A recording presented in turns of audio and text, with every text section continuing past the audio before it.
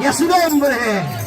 Y así como está sentado, vamos a leer una palabra para poder contar el tremendo testimonio que Dios hizo y hace y sigue haciendo, porque el poder de Dios está vigente todavía. Leemos en Hechos de los Apóstoles, capítulo 4, versículo 2, un pasaje muy conocido, queridos hermanos, y su palabra dice: y en ningún otro hay salvación, porque no hay otro nombre bajo el cielo dado a los hombres en que podamos ser salvos.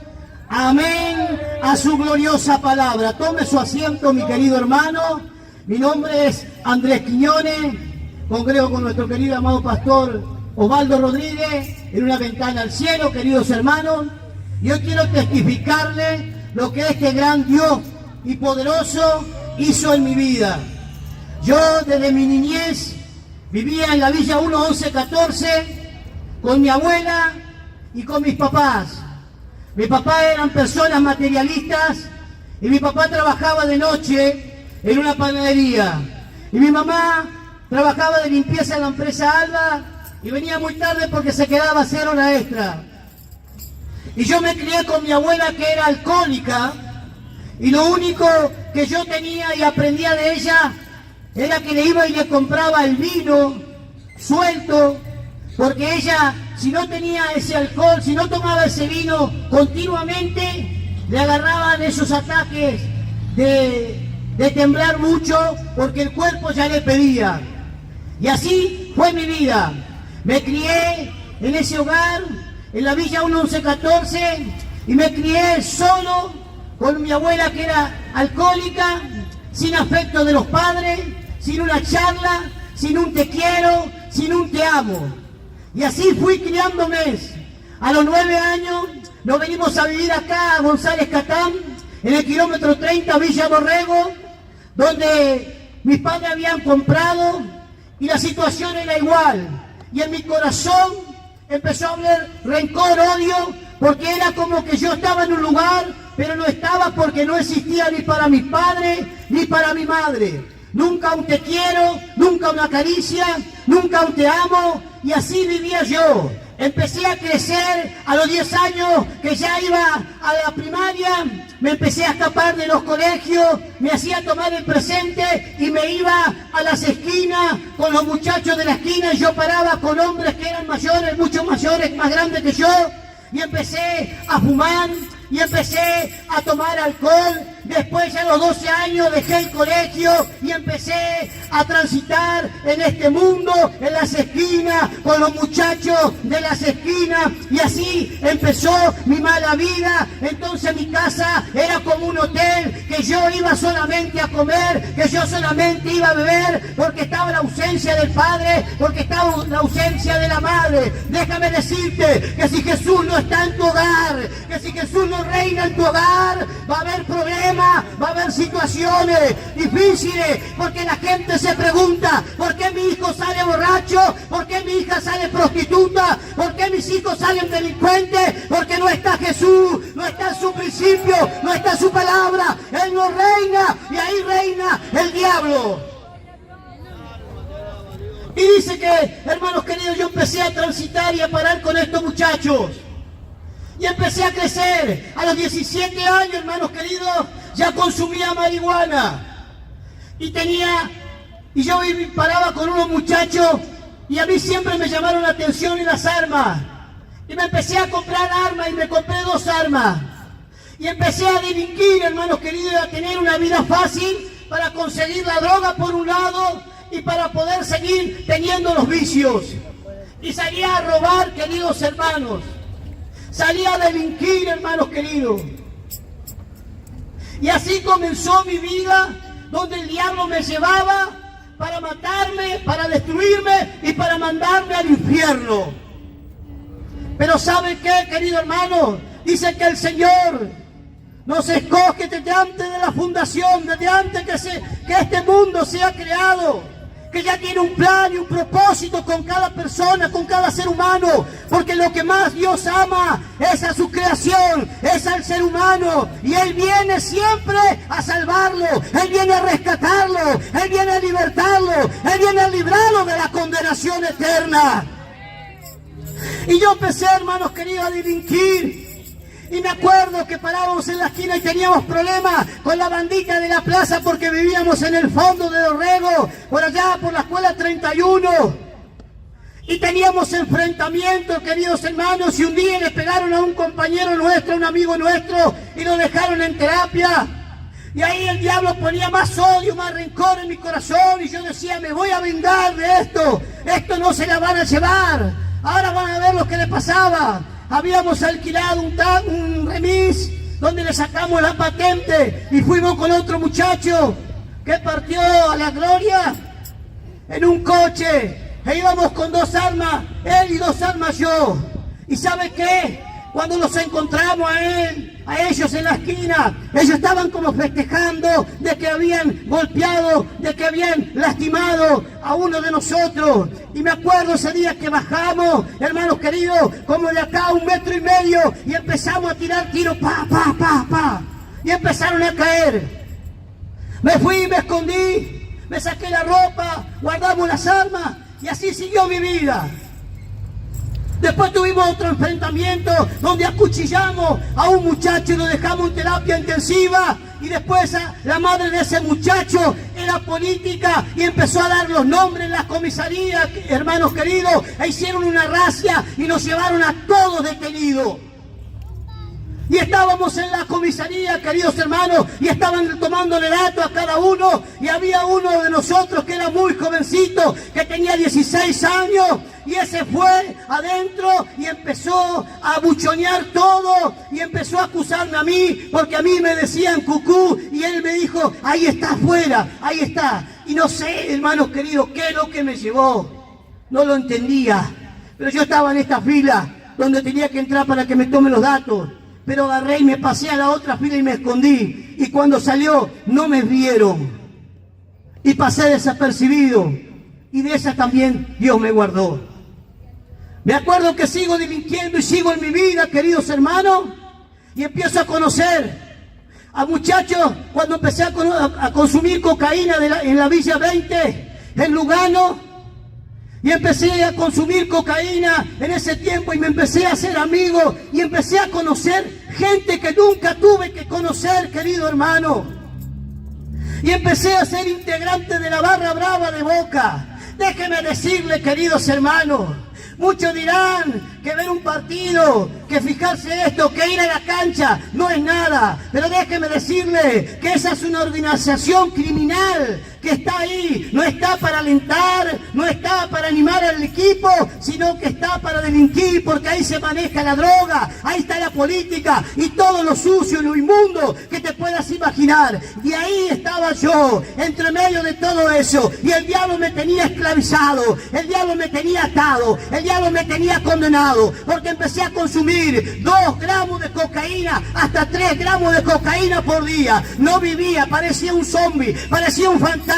Me acuerdo que estábamos una vez en la Villa 20 en Lugano, en una ronda, y estuvimos una semana de gira, como se dice, como dice el drogadito, como dice aquel que consume, una semana de gira, y estábamos meta a tomar, estábamos meta drogándonos, y era una ronda grande, y nunca se me fue de mi imagen. Siempre recuerdo eso, hermanos queridos, cuando Dios me trae a memoria y me dice, ¿de dónde te saqué? ¿De dónde te saqué? Veía a un amigo mío que le decían el hormiga y lo veía que se estaba muriendo de sobredosis, hermanos queridos. Veía a los muchachos que se peleaban entre ellos y acá se mataban con tiros, con cuchillazos, hermanos queridos. Y yo estaba ahí, pero a mí no me acontecía nada. Veía a las jovencitas cómo iban y se vendían su cuerpo, hermanos queridos, para consumir cocaína, porque la mujer es peor que el hombre consumiendo y drogándose. Y al año, esas jovencitas, al mes, esas jovencitas morían de SIDA.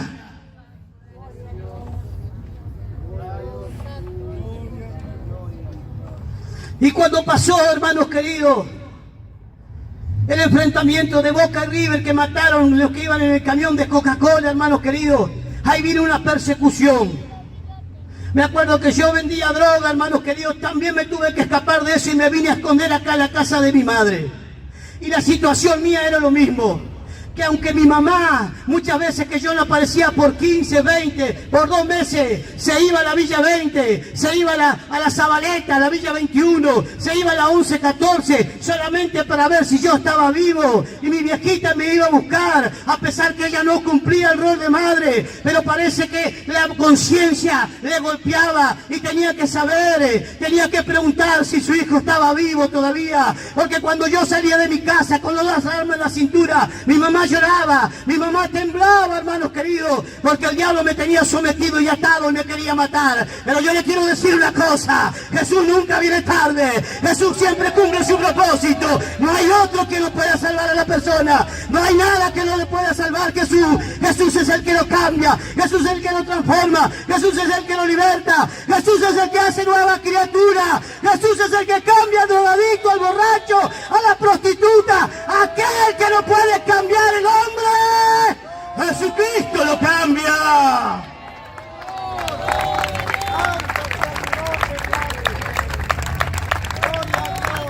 Y recuerdo que me estaban buscando para matar. Yo era re flaquito, nada ves que ahora como la comida de mi señora que hace rica. Era re flaquito, tenía el pelo largo hasta por acá. Y me vengo al kilómetro 30 a mi casa porque no había cambiado nada. Era como que yo no existía. Y me vengo y me refugio ahí. Me corto el pelo, hermanos queridos. Y cuando salía tenía que salir con 2 armas en la cintura porque me estaban buscando para matar. Y yo, hermanos queridos, vivía pegado a la ventana, a la persiana, y miraba por ahí y salía a la noche para salir a despejarme un poco. Pero todo el día estaba atormentado, hermanos queridos, porque yo decía: ¿para qué vine a esta tierra? Para sufrir. Esto no es vida. Esto no es vida, no sé qué hago acá. Habrá un Dios, no tengo paz, vivo alterado todo el tiempo, todo momento, no tengo paz, no tengo tranquilidad. ¿Para qué estoy aquí en la tierra? Pero déjame decirte una cosa, querido hermano, así como le dijimos recién, Dios dice que escogió lo más vil, lo más despreciado, lo que el mundo desprecia, lo que el mundo condiciona, lo que el mundo descarta, hermanos queridos.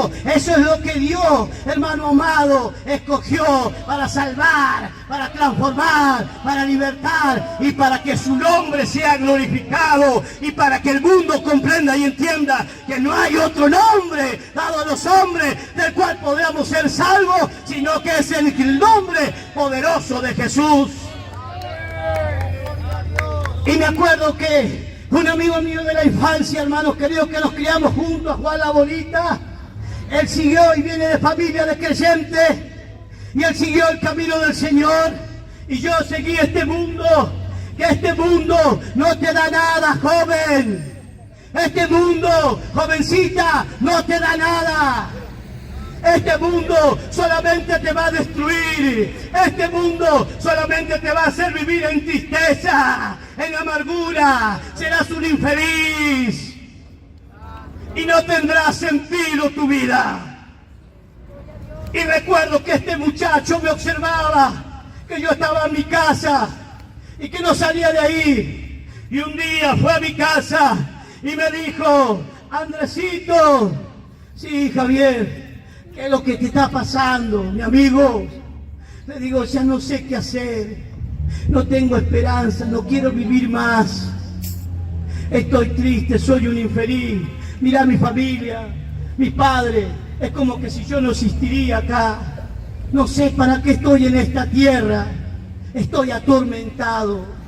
Y él me dice: hay una esperanza para ti, hay una solución para ti. Y esa respuesta y esa solución se llama Jesucristo, me dice.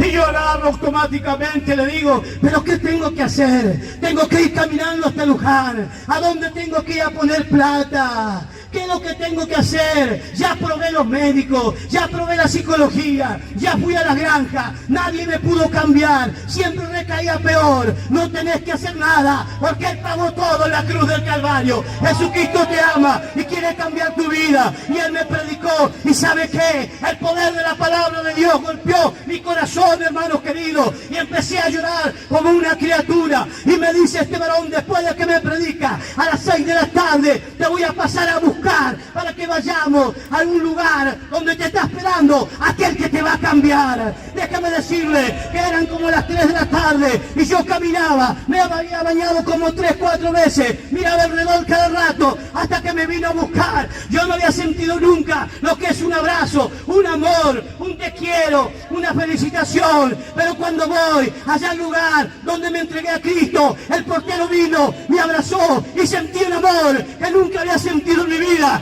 Ese eran los brazos de Jesús, ese era el amor de Jesús, ese era el Jesús que me estaba esperando y que me venía a decir, yo voy a hacer algo contigo. Me recuerdo que entro, hermanos queridos, y me siento y empiezan a ministrar la alabanza. Y cuando empiezan a ministrar la alabanza, empiezo a llorar como una criatura, hermanos queridos. Era Dios, era el Espíritu Santo ya empezando a trabajar en mi vida. Y me acuerdo cuando el pastor empezó a dar el mensaje, ese hombre que se creía imponente, ese hombre soberbio que se llevaba todo por delante, estaba postrado, tirado ahí en el piso, suplicando, implorando y pidiendo piedad y misericordia. Me acuerdo que me hace la confesión de fe y ahí acepto como mi único y como suficiente Salvador a este Cristo de la gloria. Me acuerdo que me ora el pastor y me dice esta palabra: hijo, esta es la última oportunidad que Dios te da. Nunca lo deje, nunca cambie. Sírvele y honrale y dale gratitud a aquel que te rescató. Me acuerdo que yo me sentía un gozo, una felicidad, un amor. Estaba como en el aire. Ya la iglesia se estaba cerrando, ya no teníamos que ir. Me voy para la casa de mi mamá y estaban las cunetas ahí y me siento en el puentecito de cemento. Y cuando me siento en el puentecito de cemento, viene uno de los que me andaba buscando para matar. Me levanto y yo no sabía qué hacer, queridos hermanos. Y cuando me levanto, me pone la mano en el hombro y me dice: Andresito, olvídate de todo. Ese día Jesús me libertó de mis enemigos.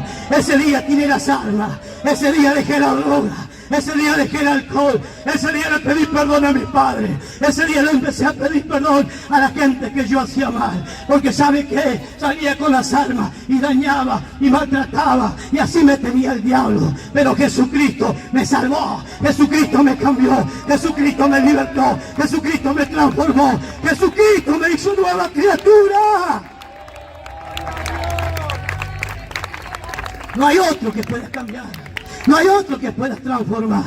Y déjeme decirle, cuando yo me soy transformado, yo tengo un hijo mío que es el mayor y él tenía epilepsia, hermanos queridos, tomaba 4 pastillas por día, querido hermano, y la medicina no lo podía cambiar, el médico no lo podía cambiar, nada lo podía cambiar, ni un neurólogo, nada lo podía cambiar. Pero ¿sabe qué, querido hermano? Cuando vinimos al Señor, empezamos a orar, empezamos a reconocernos, empezamos a pedir bondad y misericordia, ahí orando, ayunando y clamando. Y en 6 meses, ¿sabe qué, querido hermano? El primer mes que fue al control y que estábamos orando, le habían sacado media dosis. El segundo mes, otra media dosis. Y así consecutivamente, hasta que un día vamos con la neuróloga y nos dice: Señor, yo le voy a dar la orden para que le haga los estudios a su hijo, pero no me lo traiga más, porque su hijo está más sano que usted. ¿Quién lo hizo? Lo hizo Jesús. Jesús que tiene piedad, Jesús que tiene misericordia, Jesús que es bueno, Jesús que es bondadoso, Jesús que viene a rescatar al drogadicto, Jesús que viene a rescatar al borracho, Jesús que viene a rescatar a la prostituta. Jesús viene a cambiar aquello que el mundo no puede cambiar.